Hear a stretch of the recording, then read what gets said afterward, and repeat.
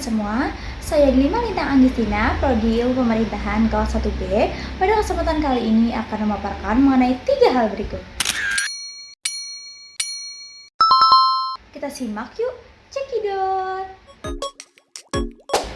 Kronologi terbentuknya pemerintahan dapat diuraikan sebagai berikut. Yang pertama, Kameral Wissenschaft di Prusia dan Austria abad ke-17. Konsep ilmu pemerintahan modern pertama kali muncul sebagai Kameral Wissenschaft di Prusia dan Austria. Studi ini mendukung efisiensi pengelolaan aset kerajaan yang kemudian diajarkan di universitas-universitas seperti Universitas Frankfurt dan Halle. Yang kedua, pergeseran ke pendekatan hukum pada akhir abad ke-18 hingga awal abad ke-19. Karena dianggap kurang empiris, pendekatan kameralistik beralih ke pendekatan hukum. Pergeseran ini berfokus pada penerapan hukum untuk mengatur hubungan penguasa dan rakyat, selaras dengan perkembangan konstitusionalisme dan legalisme di Jerman dan Austria. Yang ketiga, kemunduran kameralisme di Eropa dan kemunculannya kembali di Amerika pada abad ke-19. Meskipun kameralisme menurun di Eropa, konsep serupa muncul di Amerika dengan pengaruh demokratisasi dan egalitarianisme. Di sini, Woodrow Wilson memperkenalkan dikotomi antara politik dan administrasi yang melihat administrasi sebagai bidang netral dari politik. Yang keempat, perkembangan ilmu pemerintahan di Indonesia selama masa kolonial. Pada masa Hindia Belanda, ilmu pemerintahan dikenal untuk mendukung administrasi kolonial. Indonesia mulai mengadopsi sistem kontinental Eropa yang mempengaruhi sistem hukum dan administrasi. Yang kelima, pengaruh sistem Anglo-Amerika di era pasca kemerdekaan. Setelah merdeka, Indonesia mengadaptasi pengaruh Anglo-Amerika dalam administrasi publik, meskipun tetap mempertahankan struktur otoritas dari sistem kontinental. Yang keenam, pendidikan dan pembentukan pamong praja pribumi di Hindia Belanda.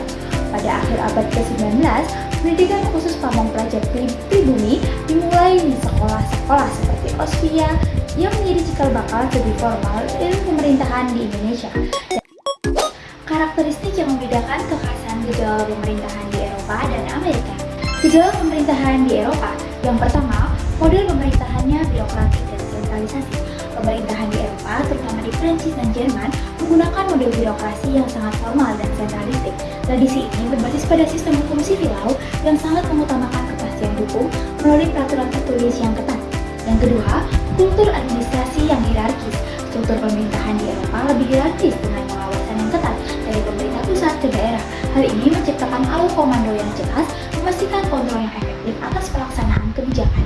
Yang ketiga, regulasi yang lebih rigid. Pendekatan top-down di Eropa menekankan kepatuhan pada aturan yang kaku dan tertulis. Masyarakat diharapkan mengikuti aturan tanpa banyak interpretasi, sehingga memberi stabilitas dan keteraturan. Yang kedua, selanjutnya, gejala pemerintahan di Amerika.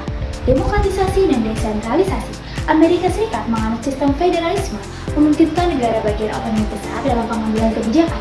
Demokratisasi yang kuat juga memberi ruang untuk kebebasan individu dan keterlibatan warga dalam pengambilan keputusan.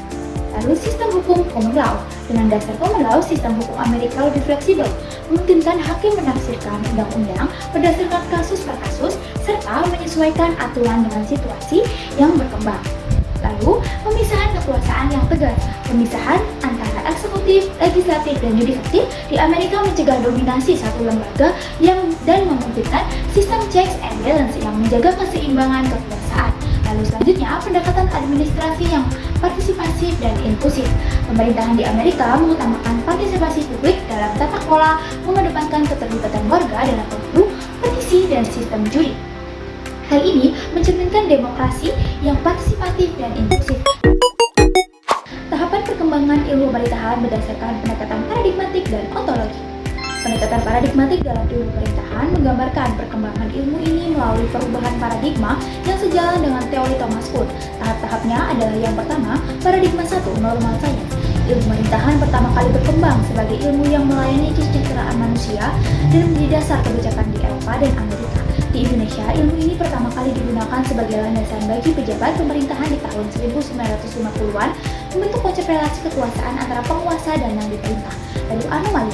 Selama masa Orde Baru di Indonesia, terjadi ketidaksesuaian antara teori dan praktik, menimbulkan krisis dalam pemerintahan karena ketidakpuasan masyarakat terhadap pemerintahan yang cenderung otoriter. Lalu krisis dan revolusi. Krisis pemerintahan pada masa Orde Baru memicu reformasi besar di akhir tahun 1990-an. Reformasi ini membawa revolusi dalam ilmu pemerintahan yang tidak hanya lagi tentang kekuasaan, tetapi juga tentang perlindungan hak-hak rakyat dan keadilan. Lalu paradigma 2, pasca reformasi, ilmu pemerintahan berkembang sebagai instrumen untuk menjaga keadilan dan mengawasi kekuasaan dengan orientasi yang lebih demokratis dan akuntabel sesuai dengan tuntutan masyarakat. Pendekatan ontologi. Pendekatan ontologik melihat perkembangan ilmu pemerintahan dari segi cara ilmu ini memandang fenomena pemerintahan. Pendekatan ini melalui 7 tahap utama. Yang pertama, multidisipliner. Pada tahap awal, ilmu pemerintahan meminjam konsep dari ilmu hukum, politik, dan administrasi untuk memahami gejala pemerintahan. Pendekatan multidisipliner ini membuat ilmu pemerintahan kaya dengan pengaruh disiplin lain. Lalu selanjutnya nilai-nilai normatif. Ilmu pemerintahan mulai membangun nilai normatif seperti kebahagiaan publik dan etika pemerintahan. Tahap ini dipengaruhi oleh kontribusi konsep-konsep dari berbagai disiplin ilmu lain. Lalu, monodisipliner. Ilmu pemerintahan mencoba membentuk identitas mandiri dan tidak hanya menjadi bagian dari hukum atau politik. Ilmu ini mulai mengembangkan metodologi khusus untuk membedakan dirinya dari disiplin lainnya. Lalu, interdisipliner. Pada tahap ini, ilmu pemerintahan membuka interaksi dengan ilmu lain seperti sosiologi dan psikologi yang memungkinkan terjadinya pertukaran konsep dan metodologi antar disiplin. Lalu, transdisipliner. Ilmu pemerintahan kemudian menghasilkan subdisiplin khusus, misalnya sosiologi pemerintahan yang memungkinkan penelitian lebih mendalam pada gejala pemerintahan yang spesifik. Lalu, hibridisasi. Pada tahap ini, ilmu pemerintahan menjadi tahap hibrida atau campuran, menggabungkan elemen-elemen dari berbagai ilmu lain untuk menciptakan kajian yang lebih kompleks dan mandiri. Lalu, mandiri dengan model denominatif. Ilmu pemerintahan mencapai tahap di mana metodologinya bisa digunakan oleh ilmu lain atau menggunakan metode lain untuk mengkaji pemerintahan. Pada tahap ini, ilmu pemerintahan telah berkembang menjadi suatu disiplin yang mapan dan dikenal sebagai Bestuurswetenschappen atau masyarakat ilmu pemerintahan yang memiliki identitas kuat.